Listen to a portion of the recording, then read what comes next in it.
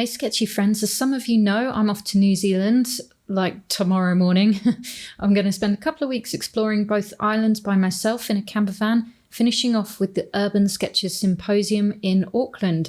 It is certainly going to be the trip of a lifetime, and I just literally can't wait. But in the meantime, I thought, why not chat about how to start a travel journal while you watch me create my first page?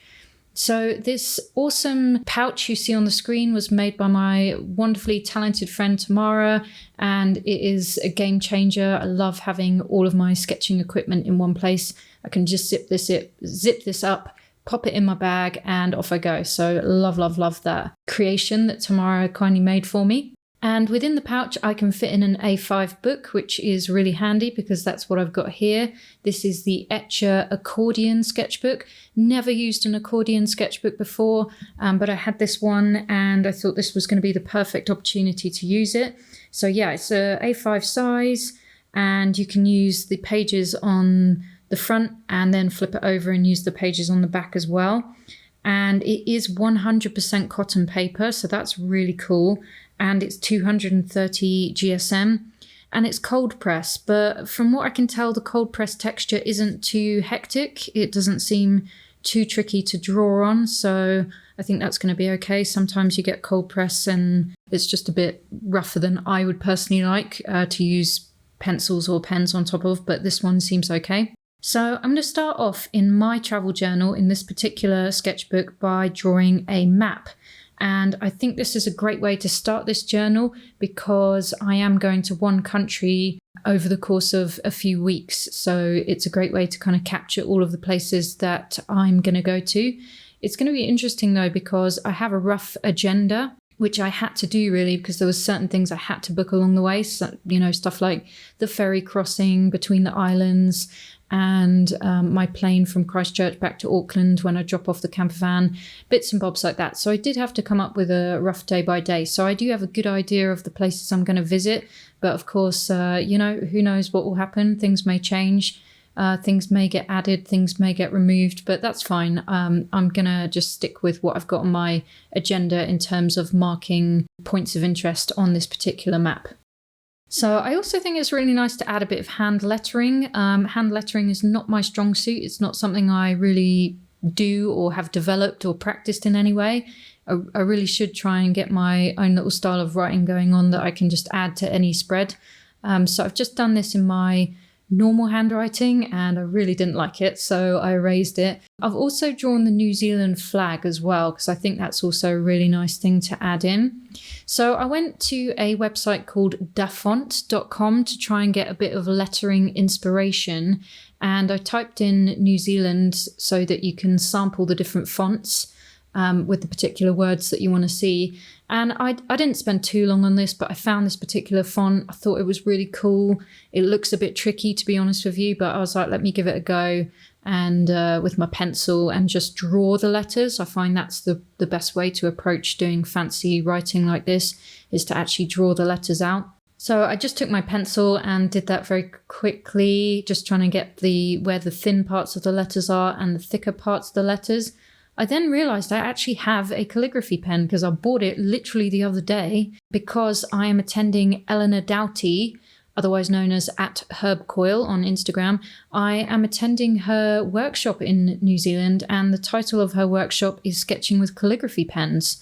Or I think it's called Hip to be Square, Sketching with Calligraphy Pens. And the pen that she really loves using is this Pilot Parallel pen. This is the 1.5 millimeter. The only thing with mine currently is I have put the standard cartridge it comes with into it, and it is not waterproof in the slightest, which to be fair, I did know, but I just wanted to try the pen out.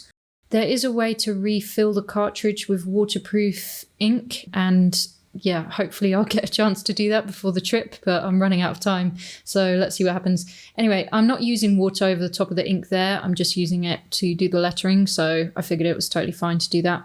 And I'm just painting in the basis of the flag with a French ultramarine because I feel like I'm going to go over the top of the flag with a paint marker and a gel pen. I figured that might be the easiest way to actually achieve the look of the flag. So anyway, this is one way to start a travel sketchbook, but it's not the only way by any means. Another way you can start off your sketchbook or travel sketchbook is by sketching your art supplies. Many urban sketchers start their sketchbook by sketching art supplies they're specifically using at that time or taking on that specific trip with them. So it's a great way to conquer the blank page. And it's also a great exercise to loosen you up and sketch items that may challenge you, as you might not be particularly used to drawing them. Tio, who I'm sure you all know, takes this a tiny bit further and actually sketches everything he is packing for a trip. So his clothes, his camera, his sketching stool. So I think that's a pretty cool idea, especially if you take a lot of sketching trips. Another idea is that you can create a color mixing chart at the start of your sketchbook or even in the back of your sketchbook. And it's a great way to get to know your paints better and learn how to mix your colors. Creating a mixing chart really helped my knowledge to increase my color mixing accuracy, and it's really handy to have a color mixing chart right there in your sketchbook that you can refer to if you're not sure on how to mix a particular color. So I really recommend you do that. I do have a video on making a mixing chart if you're interested in checking that out. Another way that you can start your travel sketchbook is by reserving the first page for your ticket, like your mode of transport to get to the place that you're going. So I am hoping that I can do this also on this sketchbook spread on the left side where the paper's stuck to the cover. I think it would be cool to stick in my plane ticket there, but you can stick in all kinds of tickets throughout your sketchbook as well, not just on the first page, whether they're plane, bus, train tickets or theatre or gig tickets, museum flyers, postcards from art galleries, or stamps or stickers that you collect along the way. It's a really great thing to do. And one of my favourite urban sketchers is Captain Tom, and he takes photographs on an Instamatic camera and he sticks those into certain sketchbook spreads that he does, and he uses it very tastefully and it just like really enhances the sketchbook spread. I think it's just a really beautiful technique. Another great way to kick off your travel sketchbook is to sketch the plane or train or whatever mode of transport you're taking from the exterior while you're waiting for it, if that's possible. So for example, if you're taking a plane, then you can sketch it from the gate whilst you're waiting to board. And then also you can follow that up if you want by sketching the inside of the transport, whether it's a plane or a train or something like that. That's also really fun. So that might be something that I do on the following page of the accordion sketchbook, is do a little sketch of the plane. I am traveling extremely early in the morning though, so I might not have had enough coffee to get myself doing some sketching at that time of the morning, but let's see what happens. Urban sketcher Danny Hawk, who's another one of my favourite urban sketchers, reserves his first page so he can sketch 2 calendar pages. One has the date he started the sketchbook, and the second will have the date that he finished the sketchbook, which he goes and fills in once he's finished the book. So I think that's really nice as well.